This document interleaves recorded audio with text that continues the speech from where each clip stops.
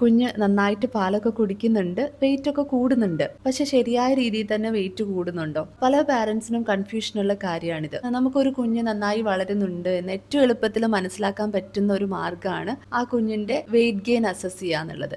എങ്ങനെയാണ് കുഞ്ഞുങ്ങളുടെ weight gain നമുക്ക് അസസ് ചെയ്യാൻ പറ്റുക? എല്ലാ കുഞ്ഞുങ്ങളും ജനിച്ചു കഴിഞ്ഞാൽ ആദ്യത്തെ ദിവസങ്ങളിലായിട്ട് അവരുടെ വെയിറ്റ് കുറയും. ഇപ്പൊ മാസം തികഞ്ഞ് ജനിച്ച ഒരു കുഞ്ഞാണെങ്കിൽ ആ കുഞ്ഞിന്റെ വെയിറ്റ് ആദ്യത്തെ ഒരാഴ്ച ഏകദേശം 10% വരെ നഷ്ടപ്പെടാം. അത് കഴിഞ്ഞ് കുഞ്ഞ് 7 മുതൽ 10 ദിവസമൊക്കെ ആകുമ്പോഴേക്കും അവരവരുടെ ബർത്ത് വെയിറ്റ് ഒക്കെ റീഗെയിൻ ചെയ്യും. ഓരോ ദിവസമായിട്ട് മെല്ലെ മെല്ലെ വെയിറ്റ് കൂടും.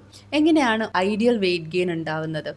ആദ്യത്തെ 3 മാസം ശരാശരി ഒരു ദിവസം 25 ഗ്രാം മുതൽ 35 ഗ്രാം വെച്ചായിരിക്കും കൂടുന്നുണ്ടാവുക. 3-ാം മാസം മുതൽ 6-ാം മാസം വരെ ഓരോ ദിവസമുള്ള വെയിറ്റ് ഗെയിൻ എന്ന് പറയുന്നത് 15 to 25 ഗ്രാം പെർ ഡേ ആയിരിക്കും. ഇനി അടുത്ത 3 മാസം, അതായത് 6-ാം മാസം മുതൽ 9-ാം മാസം വരെ ഓരോ ദിവസവും 10 to 15 ഗ്രാം പെർ ഡേ എന്ന കണക്കിലായിരിക്കും വെയിറ്റ് കൂടുന്നുണ്ടാവുക.